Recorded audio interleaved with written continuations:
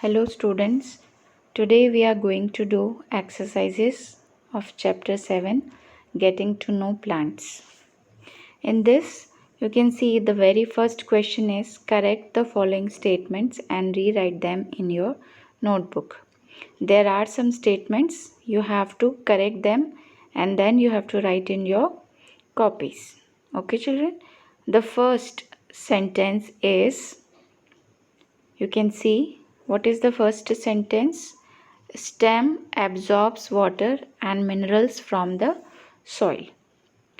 Now, is it a correct statement children? क्या stem ही water को एब्जॉर्ब करता है, मिनरल्स को एब्जॉर्ब करता है सॉइल से? No, actually roots absorb water and minerals from the soil. So this is the correct statement.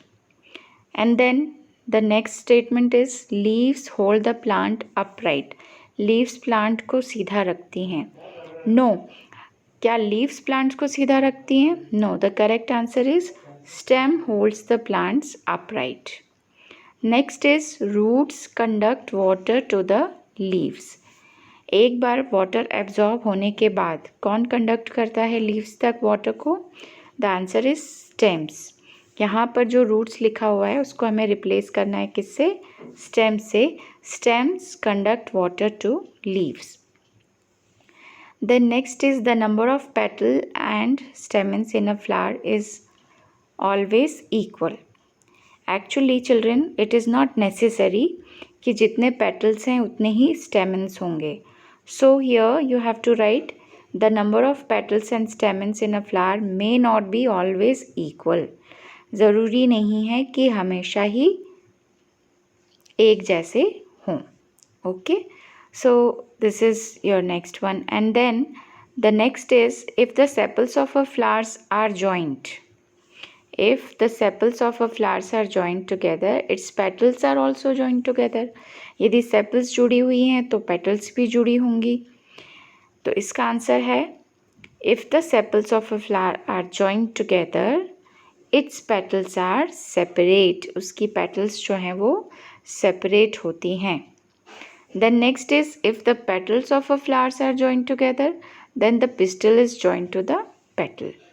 तो इसका आंसर है if the petals of a flowers are joint together. यदि पेटल्स जुड़ी हुई हैं, मतलब कि जो है पेटल्स जुड़ी हुई हैं, बेल शेप्ड का फ्लावर है, तो पिस्टल जो है वो जुड़ी हो भी सकती है और नहीं भी हो सकती है. मे और may not be joint to the petal. This is the correct answer children. Then we move on to question number 2. In this you have to draw the leaf, a taproot and a flower. So the first diagram is there. You have to draw the leaf. तो इसमें आपको leaf draw करके बताया हुआ है. ये देखिए leaf को draw करना है, आपको उसको properly label भी करना है, आपको बताना है कि ये veins है, this is the mid rib. इसी तरह से आपको टैप रूट में एक मेन रूट होती है और फिर उसकी लैटरल रूट्स होती हैं, ये आपको ड्रॉ करके बताना है. एंड देन नेक्स्ट इसमें आपको फ्लावर का जो है ड्रॉ करके बताना है. ठीक है, so these are the 3 drawings. Then the next question is can you find a plant in your neighborhood or in your house which has a long but weak stem. जिनकी week stems होती हैं. तो इसका answer है लौकी. इसके अलावा बच्चों और भी इसके आंसर हो सकते हैं, जैसे बिटर गॉर्ड है, करेला है ना.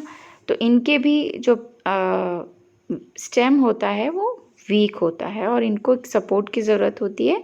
And that is why they are called climber. हम आपको याद होगा हमने क्लाइंबर और क्रीपर 2 के बारे में पढ़ा था जिनके स्टेम जो हैं वो वीक होते हैं. ठीक है. Then next question is what is the function of a stem.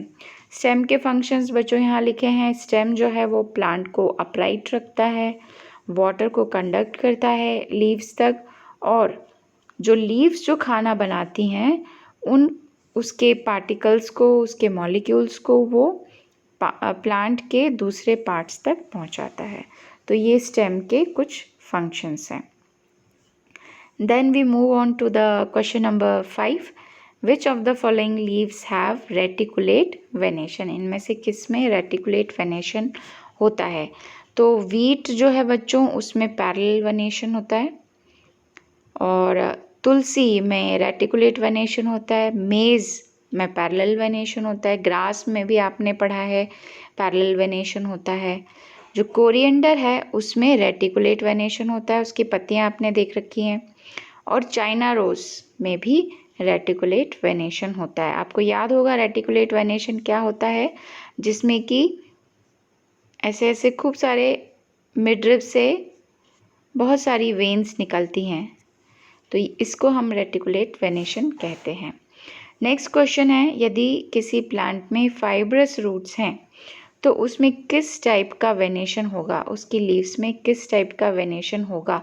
बच्चों मैंने आपको बताया था कि यदि रूट्स ऐसी हैं पैरेलल, जिसमें कोई मेन रूट नहीं है, तो वेनेशन भी इस प्रकार का होगा जिसमें कोई मिडरिब नहीं होगी, यानी कि इसमें पैरेलल वेनेशन होगा। इसी तरह से एक और क्वेश्चन है, इसका just opposite, if a plant has leaves with reticulate venation what kind of roots will it have? यदि रेटिकुलेट वेनेशन है तो उसकी रूट्स में कैसा सिस्टम होगा, रूट सिस्टम कैसा होगा? तो आंसर है टैप रूट। जिस तरह से रेटिकुलेट वेनेशन में एक मिडरिब होती है, फिर उससे वेन्स निकलती हैं, उसी प्रकार से ये तो हो गया रेटिकुलेट वेनेशन। उसी तरह से टैप रूट में एक मेन रूट होती है और फिर उससे कुछ लैटरल रूट्स निकलती हैं। तो जिन पत्तियों में रेटिकुलेट वेनेशन होता है उस पौधे की जड़ कैसी होती है, रूट्स कैसी होती हैं? टैप रूट होती हैं। Okay, now we come to question number 8. Is it possible for you to find out whether a plant has tap root or fibrous root? क्या आप बता सकते हैं किसी की पत्ती को देखकर, लीफ को देख करके, या फिर उसके इम्प्रेशन को देख करके कि उसमें किस तरह का रूट सिस्टम होगा? तो बच्चों आपको मैंने अभी अभी इसके पहले के 2 क्वेश्चंस में बताया कि जिनमें रेटिकुलेट वेनेशन होता है जिन पत्तियों में, उन प्लांट में टैप रूट होती है, और जिन पत्तियों में पैरेलल वेनेशन होता है उसके रूट सिस्टम कैसे होते हैं? फाइब्रस रूट्स होती हैं। तो ये हम लीफ के इम्प्रेशन को देख करके बता सकते हैं। ठीक है बच्चों, now we come to the next question, what are the parts of a flower? बच्चों ये क्वेश्चन बहुत इंपॉर्टेंट है आपके एग्ज़ाम के पॉइंट ऑफ व्यू से कि फ्लावर के अलग अलग पार्ट्स क्या होते हैं। तो sepals, petals, stigma, style, anther, androecium, gynoecium, these are the different parts of flower. ये सारे आपको नाम लिखने हैं, और कभी कभी बच्चों इसमें डायग्राम भी बनाने के लिए आता है, इसमें फ़िलहाल डायग्राम आपसे नहीं पूछा गया है। Then next is, from the following plants which of them have flowers? इनमें से कौन से ऐसे हैं जिनमें कि फ्लावर्स होते हैं? इसमें बहुत सारे आपको नाम दे रखे हैं, ग्रास, मेज़, वीट, चिली, टोमेटो, तुलसी। अब बच्चों देखिए, ग्रास में नहीं होता है, मेज़ में नहीं होता है, वीट में नहीं होता है, चिली में फ्लावर होता है, टोमेटो में फ्लावर होता है, तुलसी में होता है, पीपल में नहीं होता है, शीशम में नहीं होगा, बनियन में नहीं होगा, मैंगो में होता है, उसके बाद जामुन में भी होता है, गुआवा में होता है, पोमोग्रेनेट में होता है, पपाया में होता है, बनाना में होता है, लेमन में होता है, और उसके बाद जो 3 हैं, शुगर केन, पोटैटो, ग्राउंडनट, तो इसमें नहीं होता है। So this is the answer children. Next question is, name the part of plant which produces food. जैसा कि आपको याद होगा, मैंने बताया था कि जो लीव्स हैं वो प्लांट का किचन होती हैं, क्योंकि ये खाना बनाती हैं, फूड प्रोड्यूस करते हैं through the process called as photosynthesis. किस प्रोसेस के थ्रू फूड प्रिपेयर करती हैं? फोटोसिंथेसिस के थ्रू प्रिपेयर करती हैं। The next question is, in which part of a flower you will find the ovary? फ्लावर के किस पार्ट में आपको ओवरी दिखाई देती है? Ovary is found in lower most and swollen parts of pistil. आपको यदि पिस्टल का डायग्राम याद हो तो बच्चों इस तरह से एक स्टिग्मा होता है, फिर स्टाइल होती है और नीचे एक स्वेलन पार्ट होता है, फूला हुआ सा हिस्सा होता है जिसको कि हम ओवरी कहते हैं। So ovary is found in the lower most swollen part of the pistil. And now we come to the last question. Name two plants in which one has joint sepals and other has separate sepals. तो plants with joint sepals में है रोज, lotus. इनकी sepals जो बच्चों ऐसी जुड़ी हुई सी रहती हैं, कप शेप की होती हैं। और प्लांट्स विथ सेपरेट सेपल्स, इसमें चाइना रोज हैं। यदि आप देखेंगे तो उनकी सेपल्स जो ग्रीन कलर की फ्लावर के नीचे पत्तियां होती हैं वो ऐसे अलग अलग होती हैं। तो एग्जाम्पल हैं China rose and mustard flower. So these are the solved exercises of the chapter 7 children.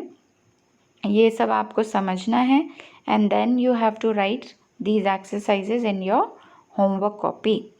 Okay children, thank you so much.